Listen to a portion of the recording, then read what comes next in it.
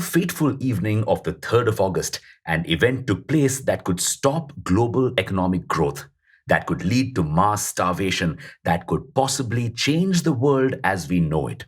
What was the event? US Speaker Nancy Pelosi visited Taiwan.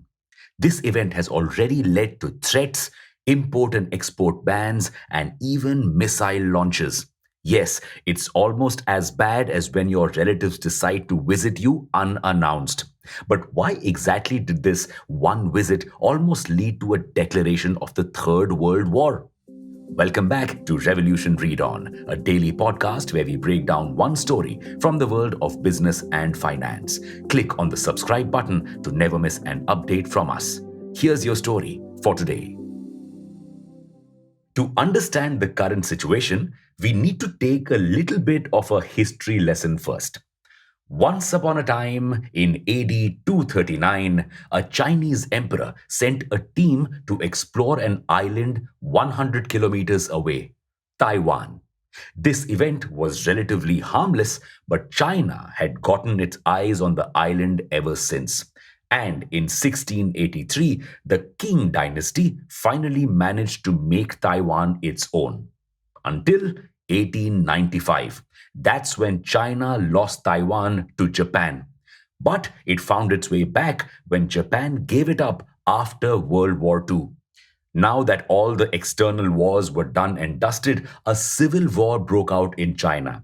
The existing ruler, after being defeated by Mao Zedong, fled to Taiwan with around 1.5 million people. Now, so far, this story just had action. Here's where the drama enters the plot. This exiled ruler and his government started claiming they were the real representatives of China, and several countries agreed with them. In fact, this government even held China's seat in the UN. But once China began opening up its economy and started world trade, a lot of companies realized how ridiculous this arrangement was.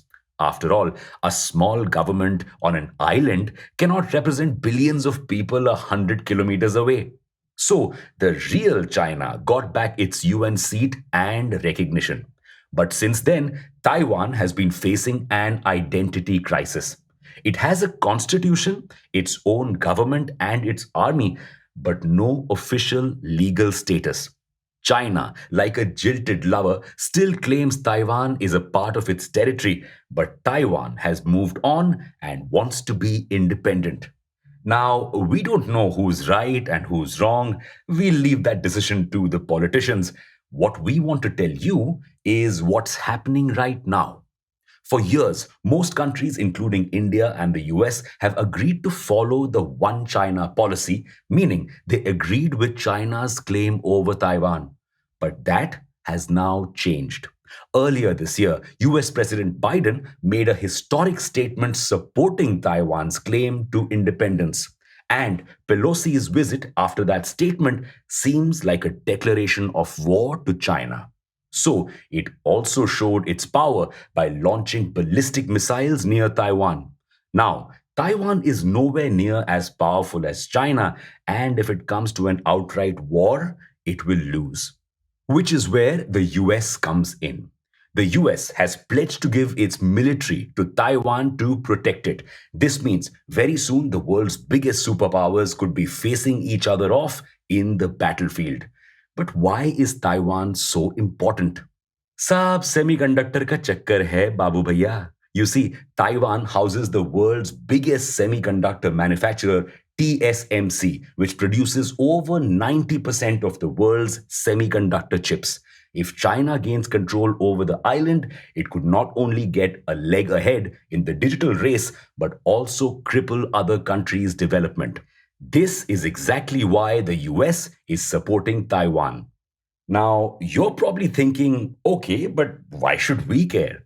Most of us have had our share of life changing events in the last 2 years.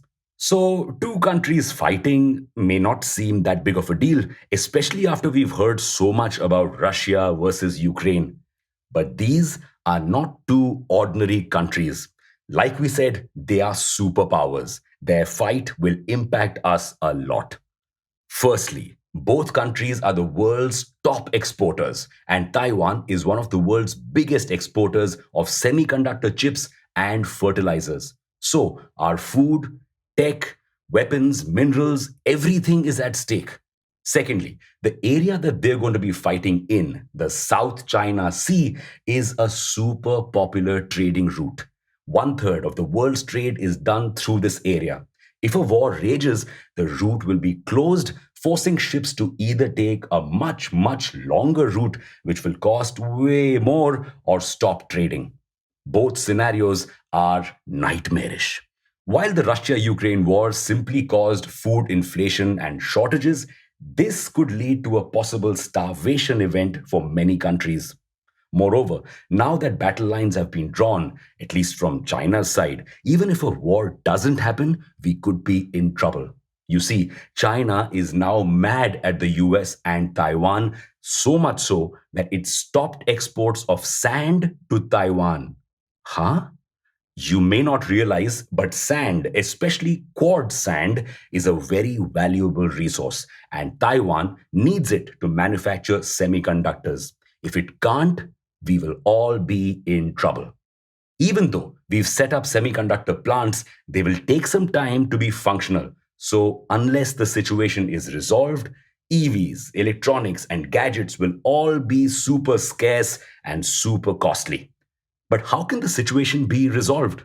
Way 1, outright war, which is never a good option. Way 2, Cold War, where neither country attacks but takes attempts to economically weaken the other. And way 3, China and Taiwan make peace. Out of these three ways, only the last is the most ideal and also the most impossible. Any other way will have major consequences for the whole world. What do you think the future holds for us and for Taiwan? And with that, it's a wrap on your story for today. Thank you for listening in. We'll be back on Monday.